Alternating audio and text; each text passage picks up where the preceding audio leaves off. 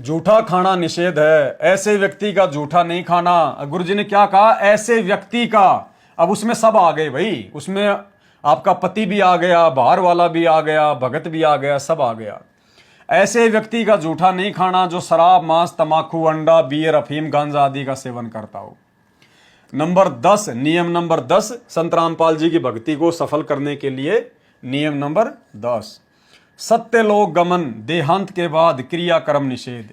यानी किसी की भी मृत्यु के बाद में जो पंडितों के द्वारा, मुल्ला मौलवियों के द्वारा जिस समाज में जैसी भी धारणा परंपरा प्रचलित है, हमने उसमें किसी प्रकार का कोई सहयोग नहीं करना है। करना तो बहुत दूर की बात है, हमने सहयोग भी नहीं करना है। सत्यलोक गमन, देहांत के बाद क्रियाकर्म निषेध। यदि परिवार में किसी की मौत हो जाती है, चिता में अग्नि कोई भी दे सकता है, चिता में अग्नि कोई भी दे सकता है, भगत भी दे सकता है, जगत वाला भी दे सकता है, कोई दिक्कत नहीं है। घर का या अन्य तथा अग्नि प्रज्वलित करते समय मंगलाचरण बोल दें। उसको आग देते समय, चिता में अग्नि लगाते समय मंगलाचरण बोल सकते हैं। तो उसके फूल आदि कुछ नहीं उठाने, यानी भगत ने फूल आदि कुछ भी नहीं उठाना है। भगत अगर मर जाता है, भगत अगर शरीर छोड़ देता है और बाकी परिवार यदि उपदेशी है, तो हमने तो कुछ करना ही नहीं है। खाली नॉर्मली उसको अपनी गाड़ी में लेटा के या अपने जो कंधे पे लेटा के नॉर्मल तरीके से, कोई क्रियाक्रम नहीं करना, कोई जो है कफन पे वो कफन नहीं डालना, केवल एक कफन डालना है, कोई फेरी वारी नहीं लगानी, कोई मुंह में घी वगैरह आटा वगैरह नहीं ठूसना, कुछ नहीं करना। पैर चाहे आगे करो चाहे उसके पीछे करो, कोई दिक्कत नहीं है। चाहे 2 आदमी 2 कंधा, चाहे 20 आदमी दो, चाहे उसको गाड़ी में लेके जाओ, कोई दिक्कत नहीं। वो मिट्टी है, उसको सीधा ले जाओ और लगा के लकड़ी अग्नि में सवा कर दो। कुछ नहीं करना, वहां पर कोई क्रियाक्रम नहीं करना, कोई मटका वटका नहीं फोड़ना, कोई गंगा जी में अस्थियां वस्तियां नहीं लेके जाना, कोई कुछ नहीं करना। क्योंकि उसने अपनी आत्मा का कल्याण करवा लिया, वो भगत था, उसने भक्ति की है। ना वो प्रेत बनेगा, ना भूत बनेगा, ना अन्य योनियों में जाएगा। अगर पार नहीं होगा तो मनुष्य जन्म मिलेगा, और पार हो गया तो सतलोक जाएगा। तो हमने कुछ नहीं करना। और यदि आप जी भगत हैं और आपके परिवार में मरने वाला यदि कोई उपदेशी नहीं है, भगत नहीं है, तो आपने सावधानियां बरतनी है। आपने उन परंपराओं में किसी का कोई सहयोग नहीं करना है। उसके फूल आदि कुछ नहीं उठाने हैं। यदि उस स्थान को साफ करना अनिवार्य है, तो उन अस्थियों को उठाकर स्वयं ही किसी स्थान पर चलते पानी में बहा दें। कहीं भी कोई नहर में अस्थियों को डाल दें, उनको गंगा जी ले जाने की आवश्यकता नहीं है। उस समय मंगलाचरण उच्चारण कर दें। अस्थियों को गंगा जी में फेंकते समय मंगलाचरण बोल दें। न पिंड आदि भरवाने हैं, न 13वीं, न 6 माही, न बरसोदी, पिंड भी नहीं भरवाने हैं, तथा श्राद्ध आदि कुछ नहीं निकालना, क्योंकि वो भूत नहीं बनने वाला। कौन? जो भगत, जिस भगत ने शरीर छोड़ दिया, हमने उसके पिंड नहीं भरवाने। और कोई जगत वाला है, उसने शरीर छोड़ दिया, तो भी हमने पिंड नहीं भरवाने, क्योंकि हम उन उल्टी साधनाओं में सहयोग नहीं कर सकते। हमारे करने से उसकी भूत योनि छूटने वाली नहीं है। भूत योनि तो समय रहते सतगुरु की शरण में आके भक्ति करता तो ही छूट सकती थी। किसी भी अन्य व्यक्ति से हवन आदि नहीं करवाना है, यानी कोई पूजा पाठ नहीं करवानी है। संबंधी तथा रिश्तेदारों आदि को शोक व्यक्त करने आए, उनके लिए कोई भी एक दिन नियुक्त कर दें। उस दिन प्रतिदिन करने वाला नित्य नियम करें। सभी रिश्तेदारों को बोल दो, भैया आज से 3 दिन बाद या 4 दिन बाद में कोई भी एक दिन फिक्स कर लो कि जिसने आना है उस दिन आ जाओ भाई। उसके बाद मैं अपने काम धंधे पे जाऊंगा, आपको यहां पर रोने धोने के लिए कोई नहीं मिलेगा। ज्योति जागृत करें। और हमने अपनी सारी भक्ति क्रियाएं ज्यों की त्यों करनी है। चाहे किसी जवान की मौत हो, चाहे बूढ़े की मौत हो, चाहे बाप की, चाहे बेटे की। सुबह का नित्य नियम परमात्मा की ज्योत जलाना, अपना सत्संग सुनना, सारी क्रिया हमने निर्विघ्न रूप से करनी है। ऐसे की ऐसे लोकलाज में नहीं आना, दबाव में नहीं आना। फिर सर्वे को खाना खिलाएं। यदि आपने उसके मरने वाले के नाम पर कुछ धर्म करना है, तो अपने गुरुदेव जी की आज्ञा लेकर बंदी छोड़ गरीबदास जी महाराज जी की अमृतवाणी का अखंड पाठ करवाना चाहिए। कहां पर? आश्रम में। जब गुरुजी आश्रम में हो तो गुरुजी की आज्ञा लेकर गुरुजी से ही आश्रम में पाठ करवाना चाहिए। यदि पाठ करने की आज्ञा न मिले तो परिवार के उपदेशी भगत 4 दिन या 7 दिन घर में एक अखंड ज्योत देसी घी की जलाएं, तथा ब्रह्म गायत्री मंत्र प्रतिदिन 4 बार करें, तथा 3 या 1 बार के मंत्र का दान संकल्प सतलोकवासी को करें। इसकी भी हमने कोई विशेष आवश्यकता नहीं है भाई और बहनों, क्योंकि भगत अगर मरा है तो भगत के पास तो उसकी भक्ति है, या तो मनुष्य जन्म मिलेगा या सतलोक जाएगा। तो हमने अपनी भक्ति का उसको संकल्प नहीं करना है। ये केवल उनके लिए है, केवल उनके लिए परमात्मा बता रहे हैं जो अभी भक्ति में कमजोर हैं। और मान लीजिए किसी का बेटा मर गया, कोई मर्यादा तोड़ दी, या उसने नाम दीक्षा नहीं ले रखा था, तो उन माता बहनों के लिए, उन भाइयों के लिए परमात्मा ने ये विधि बताई है ताकि उन अनुपदेशियों को थोड़ा बहुत कोई भक्ति लाभ मिल जाए और उनको दोबारा से परमात्मा जो है मनुष्य जन्म दे दे। लेकिन अब हम समझदार हो चुके हैं भाइयों और बहनों, अब हमने ये गलती नहीं करनी है। अब हमने पहली बात तो मोह ममता के चक्कर में पड़ना नहीं है, क्योंकि मरने वाले को हमने खूब समझाया था, खूब बताया था कि भक्ति कर ले, भक्ति कर ले, नहीं तो गधा बनेगा। फिर भी वो नहीं माना तो हमने उसको मंत्र संकल्प नहीं करना। हम अपनी भक्ति बर्बाद ना करें कि भाई जैसा सतगुरु चाहेगा वैसा ही होगा, वरना फिर वो भी हमारी कमजोरी हो जाएगी। और भगत मरता है तो भगत को मंत्र दान करने की, मंत्र संकल्प करने की आवश्यकता ही नहीं है, क्योंकि या तो मनुष्य जन्म मिलेगा या सीधा सतलोक जाएगा। तो इन चीजों का ध्यान रखो। ये परमात्मा ने ये समय और परिस्थितियों के अनुसार ये बातें लिखी हैं। जब तक भगत को पूर्णतया ज्ञान नहीं होता है तब तक जैसा उचित समझे 1 या 2 3 तक मंत्र के जाप का फल उसे दान करें। भाई हम कौन होते हैं दान करने वाले? हम कौन होते हैं भक्ति दान करने वाले? मंत्रों का दान करना यानी भक्ति का दान करना हो गया। तो भाई भक्ति का दान तो सतगुरु कर सकता है। तो हम उस मरने वाले के निमित्त सतगुरु को पाठ करवा सकते हैं, ज्योति करवा सकते हैं, ताकि परमात्मा उसके प्रतिफल में उस आत्मा को मनुष्य जन्म देगा। जैसा उचित समझे 1 या 2 3 मंत्र के जाप का फल उसे दान करें। प्रतिदिन की तरह ज्योति व आरती नाम सुमरण करते रहना है। ये याद रखते हुए कि कबीर साथी हमारे चले गए, हम भी चालनहार, कोई कागज में बाकी रह रही, ताते लाग रही वार। कबीर दे ही पड़ी तो क्या हुआ, झूठा सभी पटीट, पक्षी उड़ गया आकाश को चलता कर गया बीट। कर्म कांड के विषय में सत्य कथा मेरे यानी संत रामपाल दास के। अब ये जो मैटर है, पूरा का पूरा जो प्रकरण है, ये लेखक ने संत रामपाल जी भगवान के द्वारा लिखे गए लेख से लिया है। तो यहां पर गुरुदेव अपने नाम के आगे दास शब्द लिख रहे हैं, तो गुरुदेव अपने नाम के आगे दास शब्द लिख सकते हैं, क्योंकि परमात्मा अपने आप को छुपाते हैं, इसलिए गुरुदेव अपने नाम के आगे दास शब्द लिख सकते हैं। लेकिन आप और हम भाई बहन उनके नाम के आगे जब हम लिखें कोई लेख, तो हमने दास शब्द नहीं लिखना है। परमात्मा, परमेश्वर, बंदी छोड़, सतगुरु, ये शब्द लिखने हैं।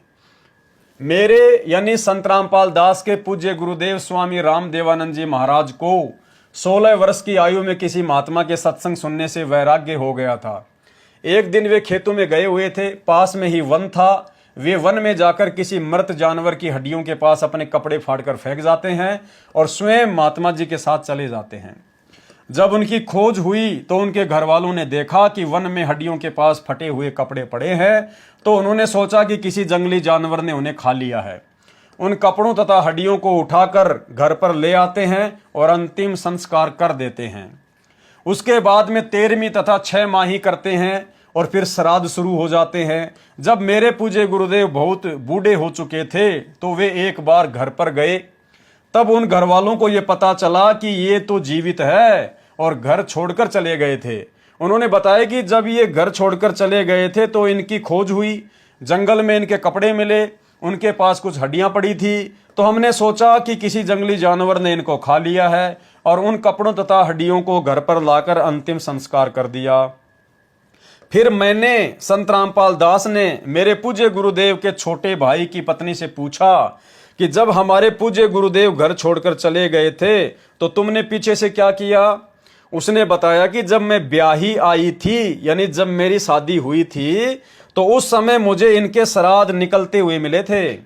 मैं अपने हाथों से इनके लगभग 70 श्राद्ध निकाल चुकी हूं। उसने बताया कि जब घर में कोई नुकसान हो जाता था, जैसे कि भैंस का दूध न देना, थन में खराबी आ जाना, कोई और नुकसान हो जाना आदि, तो हम शाणों के पास बूझा पड़वाने के लिए जाते थे। तो वे कहते थे कि तुम्हारे घर में कोई निसंतान अनमैरिड मरा हुआ है, तुम्हारे को वह दुखी कर रहा है। फिर हम उसके कपड़े आदि देते। तब मैंने कहा कि ये तो दुनिया का उद्धार कर रहे हैं, ये किसको दुख दे रहे थे, ये तो अब सुखदाता हैं। फिर मैंने, संत रामपाल जी महाराज ने, अब ये लेखक ने अपनी गलती कर दी यहां पर। अब ये लेखक ने अपनी गलती, क्योंकि लेख लिखा जा रहा है संत रामपाल जी के द्वारा और फिर यहां पर यह जबरदस्ती कोष्टक में लिख दिया संत रामपाल जी महाराज ने, क्योंकि संत रामपाल जी कभी भी अपने नाम के साथ में महाराज शब्द नहीं लगाएंगे, लेकिन ये लेखक ने गलती से लगा दिया। अगर संत रामपाल जी का कोई भगत अगर लिख रहा है तो वो संत रामपाल जी महाराज लिख सकता है, लेकिन संत रामपाल जी अपने लिए महाराज शब्द का यूज नहीं करेंगे। फिर मैंने संत रामपाल जी महाराज ने उस वरदा से कहा कि अब तो ये आपके सामने है, अब तो ये व्रत की साधना जैसे श्राद्ध निकालने बंद कर दो। तब उसने कहा कि ये तो पुरानी रिवाज है, ये कैसे छोड़ दूं। अर्थात हम अपनी पुरानी रिवाजों में इतने लीन हो चुके हैं कि प्रत्यक्ष प्रमाण होने पर भी वह गलत कर रहे हैं और छोड़ नहीं सकते। इससे प्रमाणित होता है कि श्राद्ध निकालना, पितृ पूजा करना आदि सब व्यर्थ है। नियम नंबर 11, बच्चे के जन्म पर शास्त्र विरुद्ध पूजा निषेध है। घर में बच्चे का जन्म होने पर शास्त्र विरुद्ध जो पूजा पाठ है, जो छठी है, जन्मदिन मनाना है, ये हमने बिल्कुल नहीं करना है। बच्चे के जन्म पर कोई छठी आदि नहीं मनानी है। सूतक के कारण प्रतिदिन की तरह करने वाली पूजा, भक्ति, आरती, ज्योति जगाना बंद नहीं करना है। यानी जब जन्म होता है और जन्म के समय जो पूजा पाठ की जाती है उसको कहते हैं सूतक, और किसी की मृत्यु हो जाती है और उसके बाद जो पूजा पाठ की जाती है उसको कहते हैं पातक। तो सूतक हो चाहे पातक हो, चाहे किसी का जन्मदिन हो चाहे मरण दिन हो, हम भक्तों ने जो भक्ति हमारे गुरुदेव ने हमें दे दी है, तीनों समय की आरती, मंत्र जाप करना, सत्संग सुनना, जोत जलाना, ये हमने बिल्कुल भी नहीं छोड़ना है, बिल्कुल भी। बच्चे के जन्म पर कोई छठी आदि नहीं मनानी है। सूतक के कारण प्रतिदिन की तरह करने वाली पूजा, भक्ति, आरती, ज्योति जगाना आदि बंद नहीं करनी है। इसी संदर्भ में एक संक्षिप्त कथा बताता हूं कि एक व्यक्ति की शादी के 10 वर्ष बाद पुत्र हुआ था। पुत्र की खुशी में उसने बहुत ही खुशी मनाई, 20-25 गांवों को भोजन के लिए आमंत्रित किया और बहुत ही गाना बजाना हुआ, अर्थात काफी पैसा खर्च किया। फिर 1 साल के बाद उस पुत्र का देहांत हो गया। फिर वही परिवार टक्कर मारकर रोता है और अपने दुर्भाग्य को कोसता है। इसलिए कबीर साहिब हमें बताते हैं, कबीर बेटा जाया खुशी हुई, बहुत बजाए थाल, ये तो आना जाना लग रहा ज्यों कीड़ी का नाल। कबीर पतझड़ आवत देख कर बन रोवे मन माही, ऊंची डाली पात थे अब पीले हो जाई। कबीर पात झड़नता यूं कहे, सुनो भाई तरवर राय, अब के बिछड़े नहीं मिला, ना जाने कहाँ गिरेंगे जाए। कबीर तरवर कहता पात से, सुनो पात एक बात, यहाँ की याही रीत है, एक आवत एक जात। नंबर 12, नियम नंबर 12 संत रामपाल जी की भक्ति को सफल करने के लिए देई धाम पर बाल उतरवाने जाना निषेध है। बच्चे के किसी देई धाम पर बाल उतरवाने नहीं जाना है। जब देखो बाल बड़े हो गए कटवा कर फेंक दो। एक मंदिर में देखा कि श्रद्धालु भगत अपने लड़के या लड़कियों के बाल उतरवाने आए। वहां पर उपस्थित नाई ने बाहर के रेट से 3 गुना पैसे लिए और 1 कैंची भर बाल काटकर माता पिता को दे दिए। उन्होंने श्रद्धा से मंदिर में चढ़ा दिए। पुजारी ने एक थैले में डाल लिए, रात्रि को उठाकर दूर एकांत स्थान पर फेंक दिए। ये केवल नाटकबाजी है। क्यों न पहले की तरह स्वाभाविक तरीके से बाल उतरवाते रहें तथा बाहर डाल दें। परमात्मा नाम से प्रसन्न होता है, पाखंड से नहीं होता है। और आजकल तो भाई और बहनों बड़े बड़े मंदिरों में, जो तिरुपति बालाजी का मंदिर है, वहां पर तो लेडीजें भी अपने बाल बिल्कुल सारे साफ करवा लेती हैं और वो बाल विदेशों में एक्सपोर्ट होते हैं, विग बनाने के काम में आते हैं। यानी ये बाल उतरवाना भी आजकल एक बिजनेस बन गया, धंधा बन गया है। तो हमने इस पाखंड पूजा में बिल्कुल भी सहयोग नहीं करना है और ना हमने इस प्रकार से अपने बच्चों के किसी भी देवी धाम पर बाल उतरवाने हैं। नियम नंबर 13, नाम जाप से सुख। नाम उपदेश को केवल दुख निवारण की दृष्टि से नहीं लेना चाहिए, बल्कि आत्म कल्याण के लिए लेना चाहिए। फिर सुमरण से सर्व सुख अपने आप आ जाते हैं। कबीर सुमरण से सुख होता है, सुमरण से दुख जाए, कहे कबीर सुमरण किए साईं माही समाए। यानी सतगुरु से दीक्षा केवल किसी परेशानी की वजह से ही नहीं लेनी चाहिए। ठीक है, आप परेशान है, भूत प्रेत की बाधा से परेशान है, आर्थिक मंदी से परेशान हैं, घर की किसी अन्य परेशानी से दुखी हैं, किसी ने आपको संत रामपाल जी के बारे में बता दिया कि हमारे गुरुजी से नाम लेते सारे सुख हो जाते हैं, और नाम आपने ले लिया, ज्ञान आपने सुना नहीं, तो भाई और बहनों आप ज़्यादा दिन तक भक्ति मार्ग पर टिक नहीं पाओगे। आपको कोई भी भ्रमित कर देगा, कोई भी आपको विचलित कर देगा। तो ठीक है, यदि आपने इस प्रकार दुखों से दुखी होकर भी नाम उपदेश लिया है तो सतगुरुदेव भगवान कहते हैं उसके बाद में ज्ञान जरूर सुनो, सत्संग रह रह के सुनो, क्योंकि हमने तो अपनी आत्मा का कल्याण करवाना है। अगर आत्मा का कल्याण नहीं हुआ तो ये दुख तो अगले जन्म में फिर ज्यों के त्यों आएंगे। इसलिए हमने तो सदा सदा का ये रोग कटवाना है। इसलिए मात्र दुख निवारण के लिए ही उपदेश नहीं लेना चाहिए, बल्कि अपने आत्म कल्याण के लिए नाम लेना चाहिए। उसके बाद ये सर्व दुख निवारण तो परमात्मा रुंगे में करेगा, वैसे ही करेगा। नियम नंबर 14, व्यभिचार निषेध है। अब ये जो नियम है भाई और बहनों, इसको बहुत सावधानी से पढ़ना है। ये जगत वालों से ज्यादा उन भक्तों के लिए विशेष नियम है जो सतगुरु से उपदेश प्राप्त कर चुके हैं। ये उनके लिए विशेष नियम है। व्यभिचार, व्यभिचार का मतलब होता है अनावश्यक शारीरिक संबंध बनाना, या वैसे भी किसी माता बहन के साथ में जबरदस्ती शारीरिक संबंध बनाना, उसको कहते हैं व्यभिचार। क्या कह रहे हैं परमात्मा? व्यभिचार निषेध है। पराई स्त्री को माँ, बेटी, बहन की दृष्टि से देखना चाहिए। व्यभिचार महापाप है। जैसे गरीब पर द्वारा स्त्री का खोल है, 70 जन्म अंधा हो डोल है। सुरापान मदमासाहारी गमन करे भोगे पर नारी, 70 जन्म कटत है शीसम, साक्षी साहिब है जगदीशम। पर नारी ना परसियो मानो वचन हमार, भवन चतुर्दशता सिर त्रिलोकी का भार। पर नारी ना परसियो सुनो शब्द सल्तंत, धर्मराज के खंभ से अर्धमुखी लटकंत। और ज्ञान गंगा पुस्तक में परमात्मा ने इसी व्यभिचार वाले नियम को लिखते हुए नीचे लिखा है कि अनावश्यक भोग विलास वर्जित है।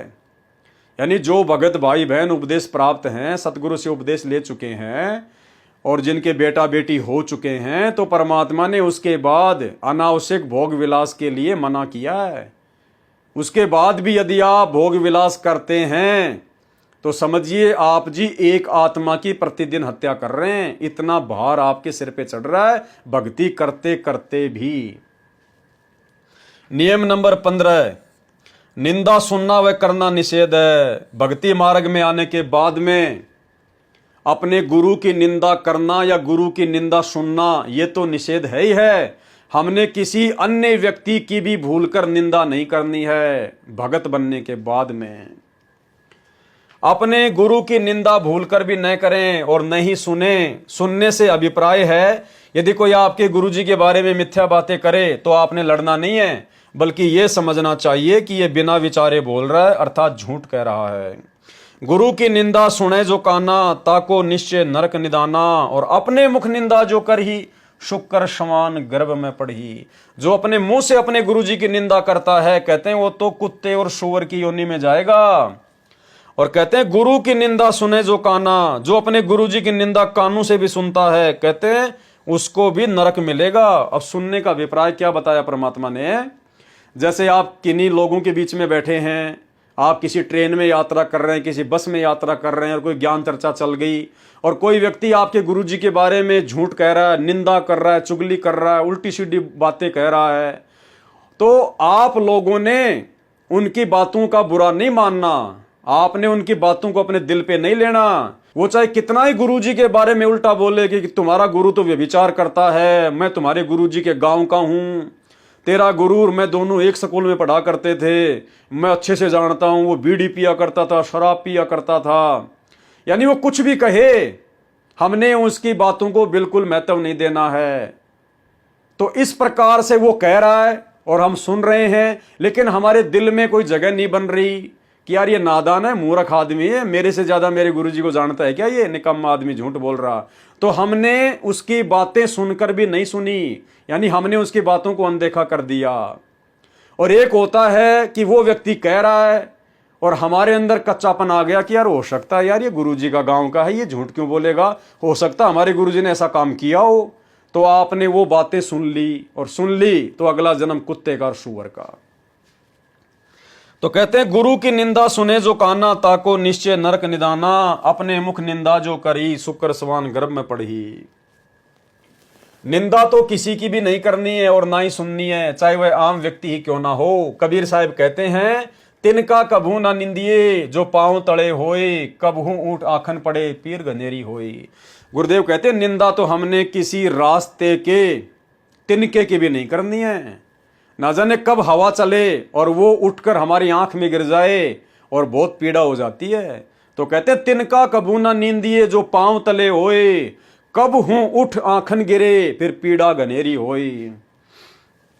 नियम नंबर 16, गुरु दर्श की महिमा, यानी गुरु दर्शनों की कितनी बड़ी महिमा, कितना बड़ा पुण्य है, कितना फल है।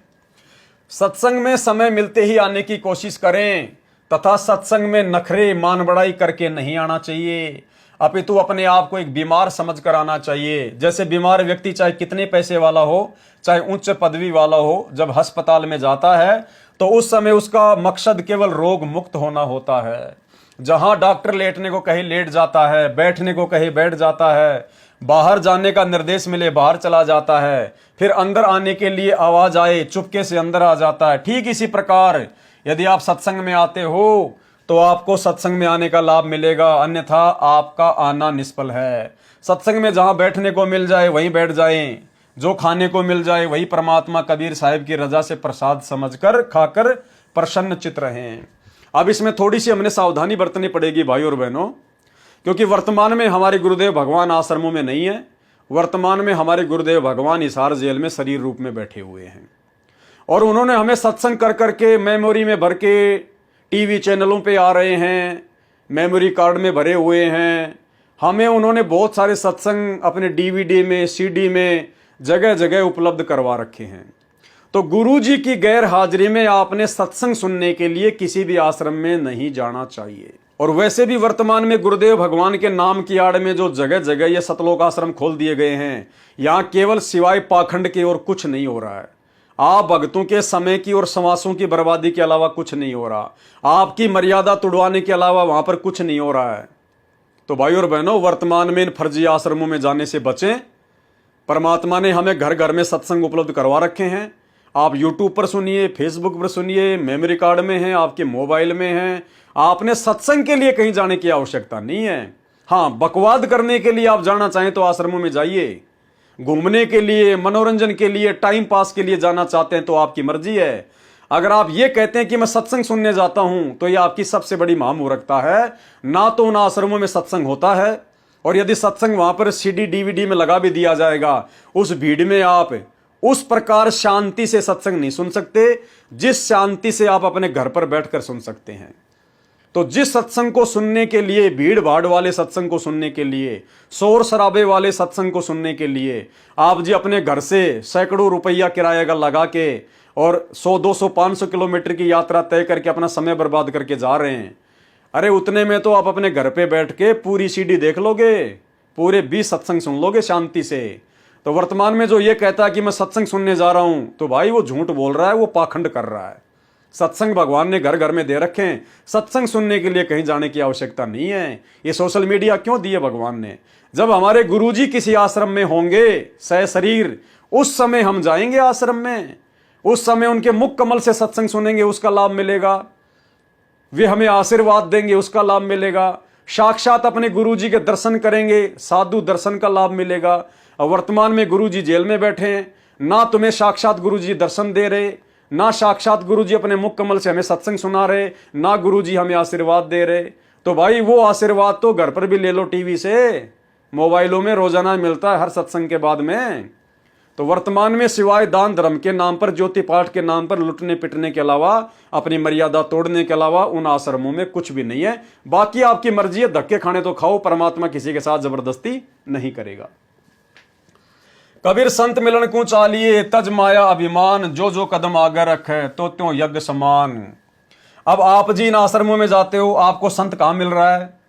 संत तो हिसार जेल में बैठा है, फिर आपको इन आश्रमों में क्या मिलेगा?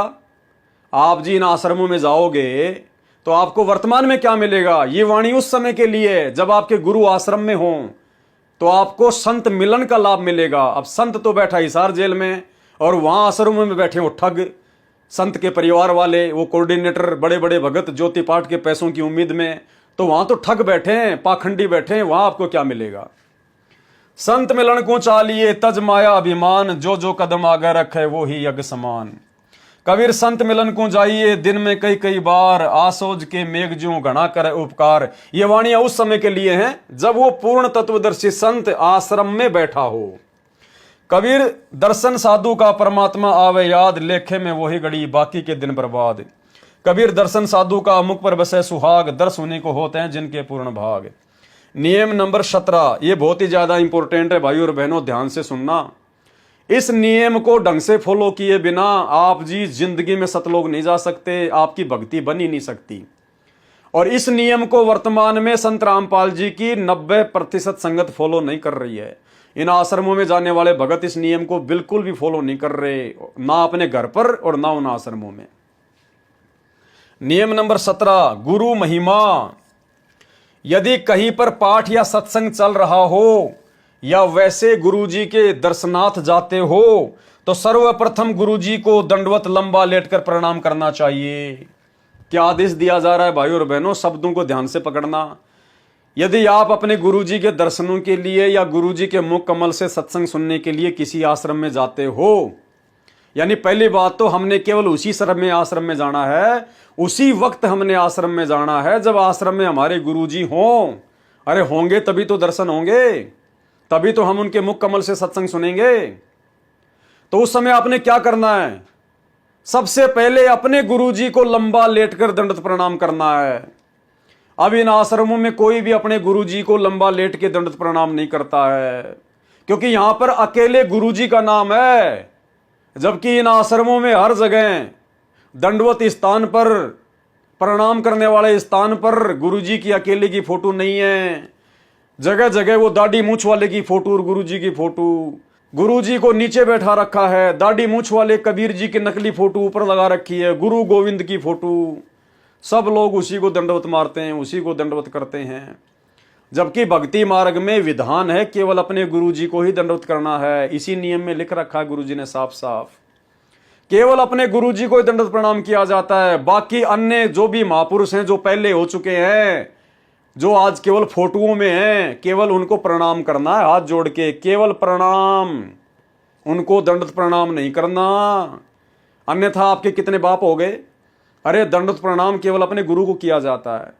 आप अपने गुरुजी को भी दंडवत प्रणाम कर रहे हो, आप दाढ़ी मूछ वाले कबीर जी की फोटो को भी दंडवत प्रणाम कर रहे हो, आप गरीबदास जी को भी दंडवत प्रणाम कर रहे हो, आप दादा गुरु जी की फोटो को भी दंडवत प्रणाम कर रहे हो, आप पंडित चिदानंद जी की फोटो को भी दंडवत प्रणाम कर रहे हो। आपके तो 5-5 पति हो गए द्रौपदी की तरह, मोक्ष कैसे पाओगे?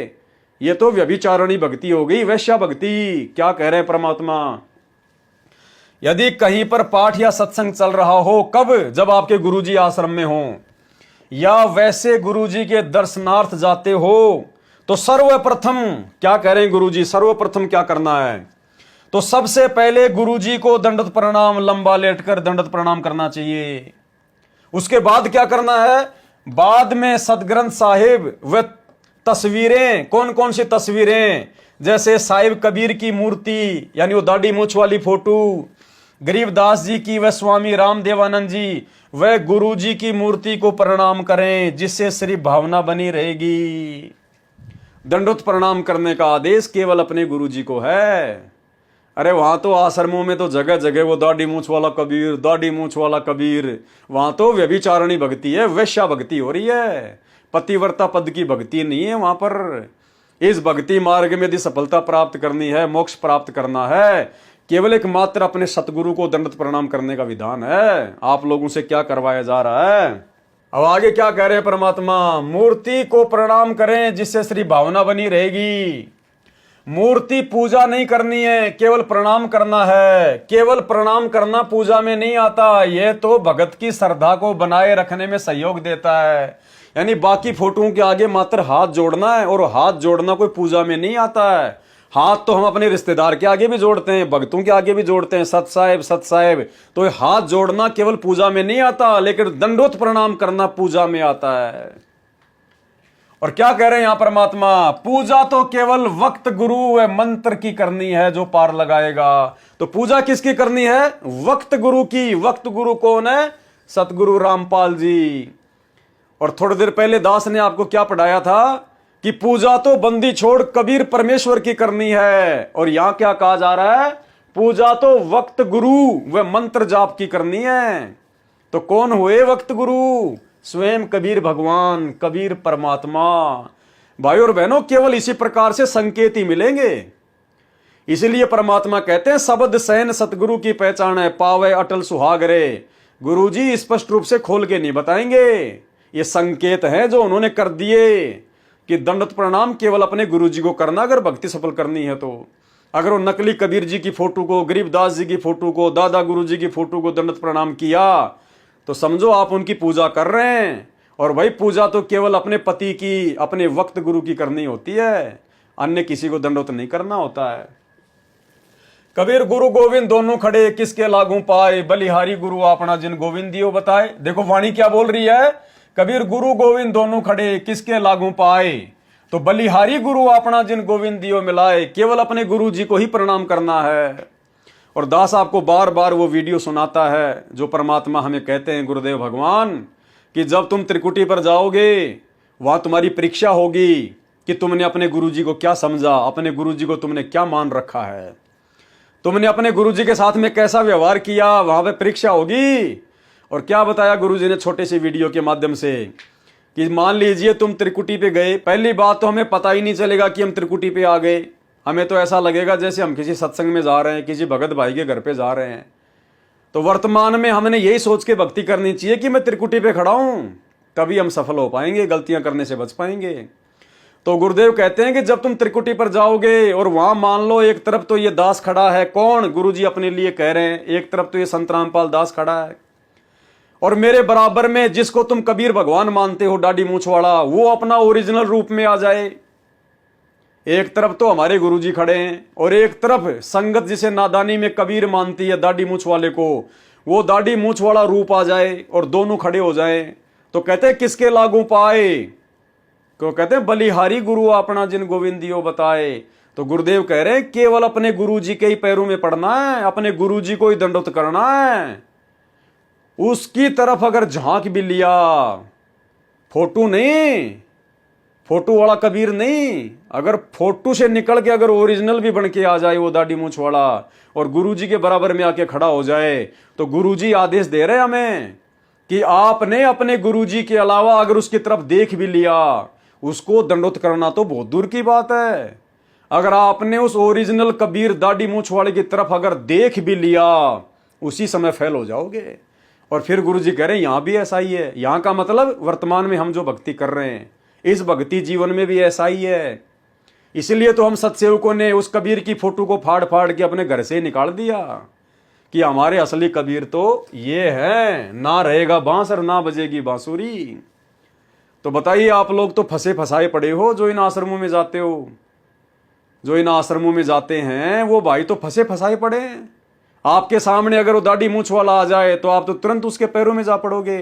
तो सुनिए गुरुजी का छोटा सा सत्संग, आप जिस दाढ़ी मूंछ वाली फोटो को रोजाना दंडवत करते हो ना, दिन में 3 बार, गुरुजी कहते हैं अगर वो ओरिजिनल भी आ जाए ना तो भी उसको दंडवत नहीं करना, देखना भी नहीं उसकी तरफ, केवल अपने गुरुजी के प्रति समर्पित रहना है, नहीं तो फेल।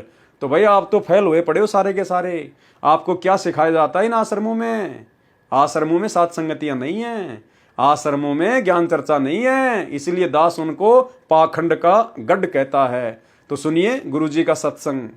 गुरु और गोविंद दोनों खड़े, वहां मान लीजिए परमात्मा दोनों रूप बना के खड़ा हो जा, एक दास का रूप और दूसरा अपना ओरिजिनल रूप। तो कहते हैं वहां भी परीक्षा होगी किसके लागू पाए। सबसे पहले कहते बलिहारी गुरु अपना जिन गोविंद दियो मिलाए। अपने गुरुजी के ही चरणों में गिरना, वहां पर परमात्मा की तरफ अगर झांक भी लिया उधर साथ होगी तो वो रिजेक्ट करेंगे आपको। यहां भी ऐसा ही होगा। तो वहां गुरुजी के ही चरणों में समर्पित होना है, तो भगवान प्रसन्न। कबीर गुरु गोविंद दोनों खड़े काके लागू पाए, बलिहारी गुरु अपना जिन गोविंद दियो मिलाए। कबीर गुरु बड़े हैं गोविंद से। अरे गुरु तो भगवान से भी बड़ा बताया है, क्योंकि भगवान खुद ही गुरु बनकर आ गया है। कबीर गुरु बड़े हैं गोविंद से, मन में देख विचार कि भैया ये तने गुरु के ज्ञान आधार से विचार करना पड़ेगा। हरि सुमरे सो रह गए, गुरु बजे हुए पार। कबीर हरि के रूठत्या गुरु की शरण में जाए, कबीर गुरु जो रूठ गया तो हरि नहीं होत सहाय। कबीर 7 समुद्र की मसी करूं, लेखनी करूं बनराय, धरती का कागज करूं, सतगुरु गुण लिखा न जाए।